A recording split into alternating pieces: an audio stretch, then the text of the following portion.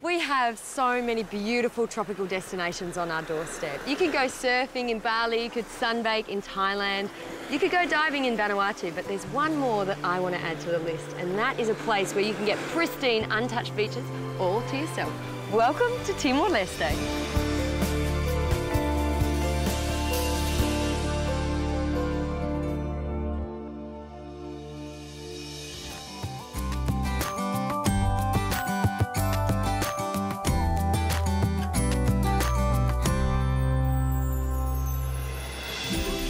These days, travellers are always on the hunt for the next hotspot destination.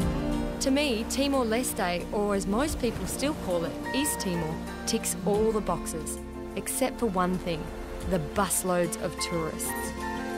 There's a seemingly endless supply of white sand beaches, a mountainous interior just waiting to be explored. But it's the people and the culture here that keep me coming back time and time again. One of the world's youngest countries, it's just a hop, skip and jump north of Australia, only an hour's flight from Darwin. And the starting point for any adventure here is the capital, Dili.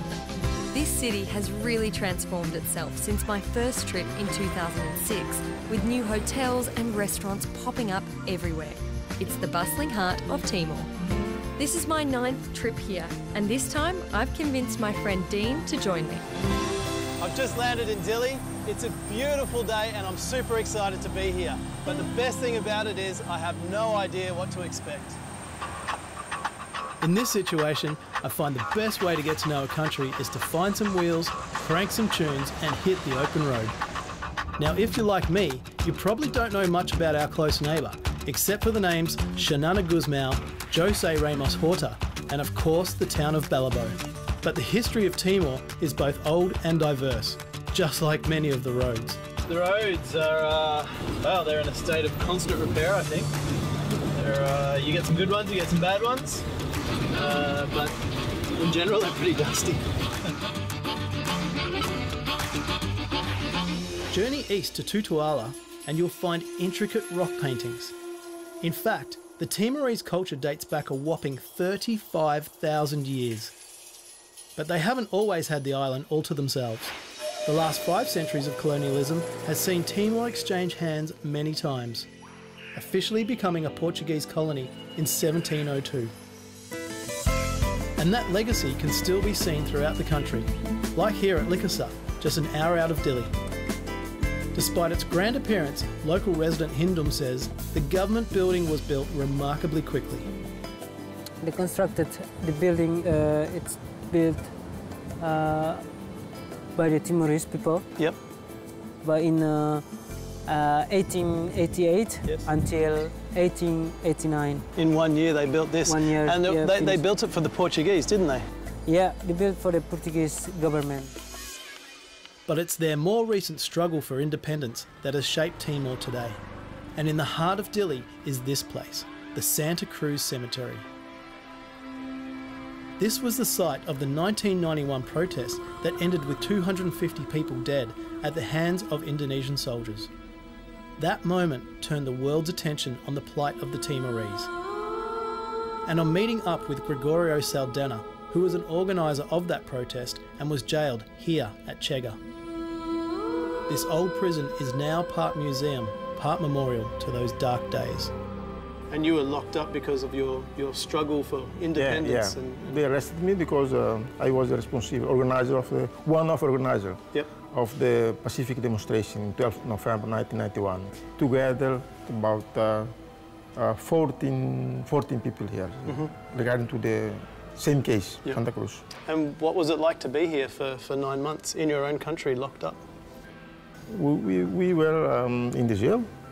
We have no opportunity like the other peoples.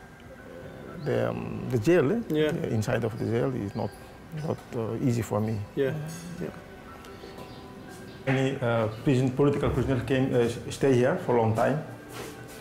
Wow, it's really small, isn't it? We say dark cell because in that moment no light here. No. So dark. It's really dark.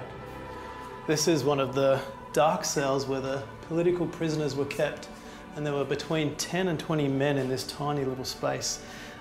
They've basically remained unchanged, and you can see some of the writings on the wall when the men were in here. But the most terrifying thing of all is that it's midday outside and bright as anything, and if I turn off these lights you'll get an idea of just how dark these cells really are. That must have been absolutely horrifying to be in here. But Gregorio's looking forward to a much brighter future for Timor Leste. Now, yes, we are the independent country. Now we have to forget the past. Yep. But we want to not repeat again the conflict. We hope that people come to visit us, to visit our beautiful place, so we can rebuild again our country in the peace, yeah, in the reconciliation with another peoples in the world. Fantastic. Yeah. I think people will love coming to Timor. Yeah, we hope like this. Yeah. Yeah.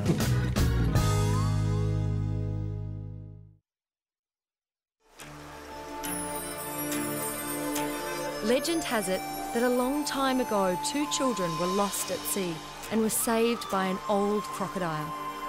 When the croc found a good spot to stop, he turned into the island of Timor Leste, and the 2 children were its first people. You'll be able to see behind me the tip of his nose where the Cristo Rey statue is, all the way to his head, and then those beautiful big high mountains are the ridges on his back. The Timorese culture is still a curious blend of ancient traditions formed thousands of years ago and more recent practices influenced by the last 500 years of colonialism. But if I were to pick one thing that stands out, it would be the tais. It's a traditional woven fabric and forms an important part of the culture here. What's the significance of tais? I mean, you see the Timorese women and the men wearing them all the time. What's the significance of tais to the people? This is our identity. Yeah, we identify ourselves. The tais identify us. To learn more about the craft, I've come to the Alola Foundation, and Ophelia is running me through the basics. Different designs, different districts. We have 13 districts, and each district has got their own design. Because they all have different motifs. Yes. So within the culture, you said it identifies you. Mm-hmm. Does it identify, you know, what you do or who you are, or? Yes, yeah, your status in society, yeah. Identifies. The common people used to be just plain black. Yes. So what would something like this with the beautiful colours and patterns? They would be for someone within a higher rank in society, yeah. Like the chief of the village. The aim of the Alola Foundation is to help foster this cultural practice, but more importantly, to give Timorese women a way to earn a living. Each tais is painstakingly hand-woven, taking weeks to complete just a single piece. And the girls here have convinced me to saddle up and have a go. So I need to... You got to lift this. Okay. Yeah, loosen yourself. You got to move a bit forward. Oh! I'm ready for this? No, you don't take Nella's side. I know I'm going to ruin it. Okay, and now... You see? Okay, this piece? You contributed to a piece of fabric already. This is hard. It's really hard. I've actually only done one line, and I needed at least 4 Timorese women to help me. Where do I put this one? No, not yet. Not yet. Agora, só cordial. Just the mental energy that this takes and the physicality of it as well just gives you such an appreciation. The time, the love, the energy, the local knowledge that goes into every piece of tais is just breathtaking. And if you need an excuse to let out that inner shopaholic when you buy from one of the Alola stores, you'll feel good knowing the proceeds are going straight back to the community. I think this is the one. Beautiful. Obrigada. As you travel around Timor, you'll notice these stilt houses standing proudly in some of the villages. Despite its name, no one lives in the Umululik, or sacred house. It's reserved for traditional ceremonies and is central to East Timorese culture. And with a large chunk of the population living on the coast, fish makes up a huge part of the Timorese diet. Each afternoon you can pick up the catch of the day from local spear fishermen, and there's even a drive-through option for commuters. And although there's no McDonald's in Timor, I reckon their equivalent of a Big Mac is even better. If you're after a bite to eat at the end of the day, you can always come down here, which is the market on the beach, and get the Timorese version of fast food, which is basically lots of different things on a stick. So we have a look over here, we've got parrotfish, some sort of a mackerel, squid, chicken, and some mystery meat right there. But it all looks pretty good, actually. But I'm going to give the squid a go. Just pick one. Fantastic. Well, it looks pretty tasty. I'll give it a go. That's good. That's really good. Thank you.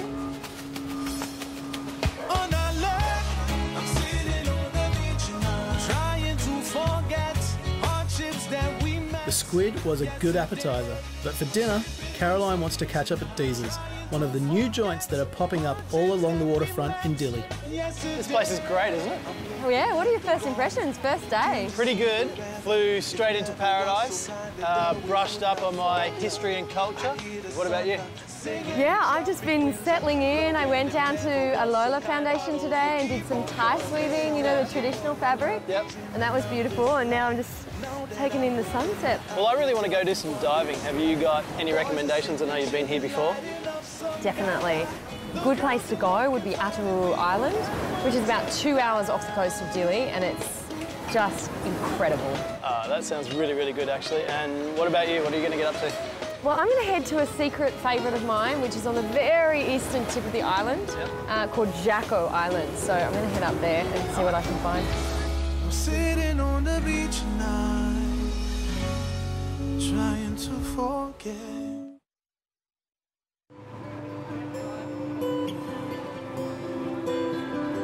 When Caroline told me to come out here to Otaro Island, I thought she might have been kidding, but having a look around, I can already tell she was spot on. Surrounded by a pristine reef system, Otaro Island really is a diver's paradise. It lies 25 kilometres north of Dili and takes about 2 hours to get there by boat. And if you're lucky, you'll be welcomed by some of the friendly locals along the way.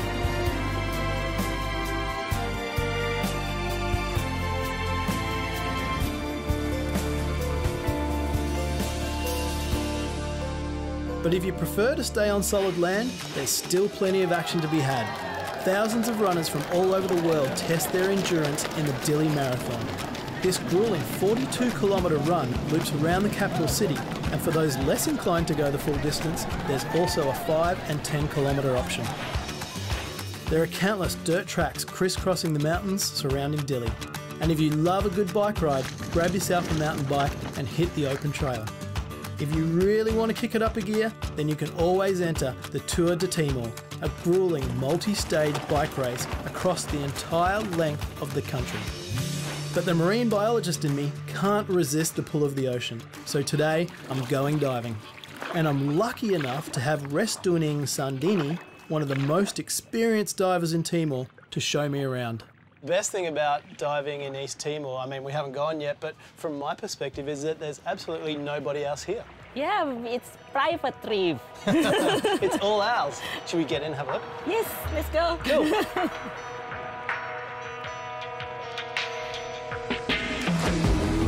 As soon as you start to descend, the first thing you see is the vibrant coral stretching out into the distance and thousands of fish species swimming around in all directions.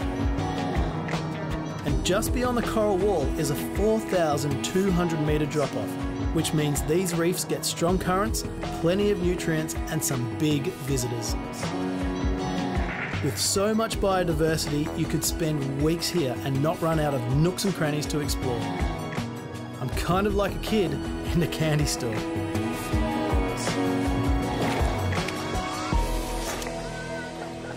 Wow, that was absolutely amazing. Big deep walls, Beautiful clear visibility, tons of fish and coral, and 29 degrees Celsius water. It really doesn't get any better than that. What a way to start the day. Woo! But any visit to Otoro goes so much deeper than the diving. There are roughly 8,000 people living in villages scattered around the island. Many of them live a subsistence lifestyle, and because supplies can be hard to come by, the locals have to be resourceful. We've just come back from a dive, and here at the little village I've just found the greatest piece of diving equipment I've ever seen, and it belongs to this man. He's got little homemade goggles here made out of wood and a little bit of glass, a little homemade spear gun, and he goes out fishing every morning and catches his dinner. And I'm just going to try to see if I can have a little look at these goggles. I'm just having a look at them. They're very light wood, and they've got a little bread tie holding them together. And he's put some glass in there as well. I'm just going to see if I can put them on my head. I really hope I don't break them. Oh, I think my head's too big. Too big. Anyway, I'll try like this. It does actually feel like it's going to be watertight. That's one of the coolest things I've ever seen. Thank you. Between dives, I've been staying at the Negara Eco Camp. This little row of tents and grass-thatched shelters lines the beach and is the perfect place to base yourself for a weekend of exploration. And that's exactly how the Aussie owner, Tony, found this place. Yeah, well, we first started doing some exploratory dives along this coast about 10 years ago. We met the community chief and we talked about being able to stay here overnight, and it's just gone from there. Even though it is a diver's paradise, it's open to everyone though, isn't it? Oh yeah, we set it up for diving, snorkeling, trekking, and pretty much relaxing. The village is right here, and you can absorb yourself into the real, authentic Timor Leste lifestyle. Yeah, and what friendly people. Yeah, they're great people. Awesome. Yeah. Some might say you've got the perfect job. I would have to say I probably do. Otoro Island may feel like you're a million miles from anywhere, but with Dili just a short boat trip away, it's no surprise expats like Anthony choose this place for weekends away with the family. Mostly we've been on the other side of the island, which is lovely too. The last couple of times we've come this side because we've been learning to dive. Yep.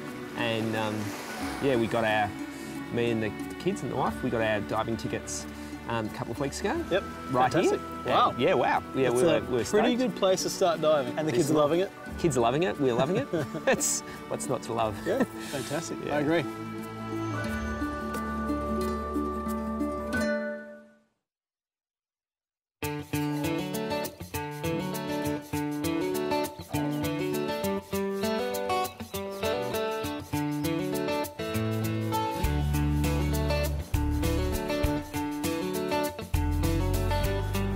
Favourite things to do here is hit the road and just get out into the districts. It's really where you experience Timor, and the diversity of scenery that you pass is just breathtaking. But I've got to say, it is a bit of an adventure. There are some bumpy roads, so you're going to want to get a four-wheel drive and maybe a driver to show you some of those remote corners.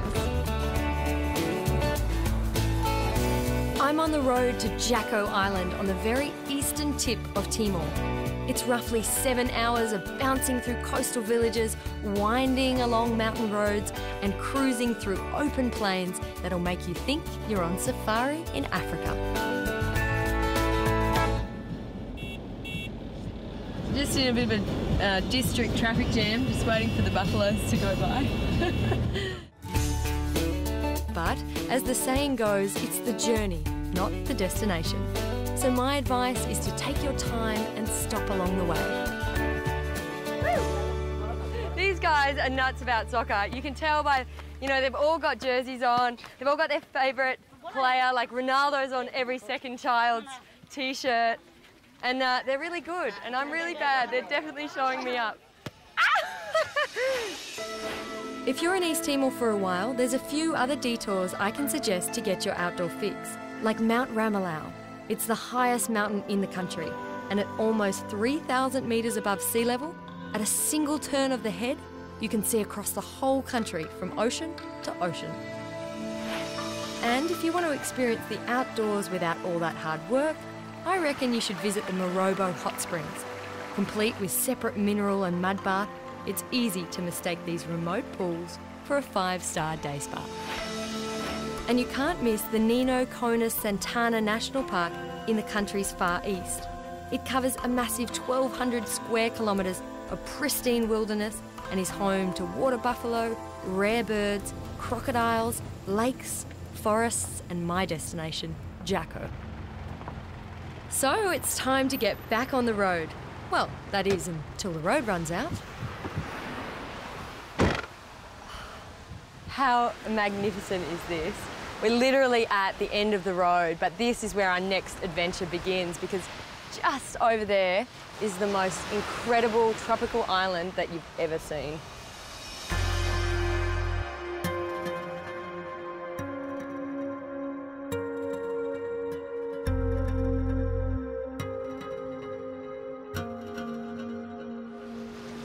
Wow. Oh. Here.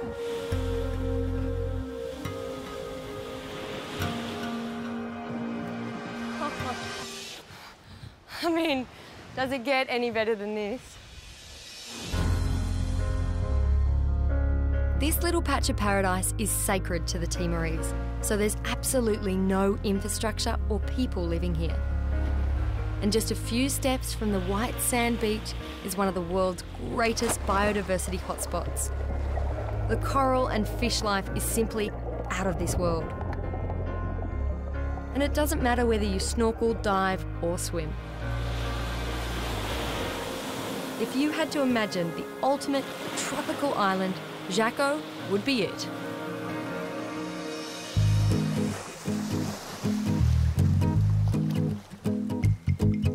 Have you loved it? What's your thoughts been on the journey? I have loved it. What's there not to love, really? I mean, the rich and diverse culture and history, the amazing environment both above and below the water, and of course the beautiful and friendly Timorese people who just are so happy to have you here. It's really cool.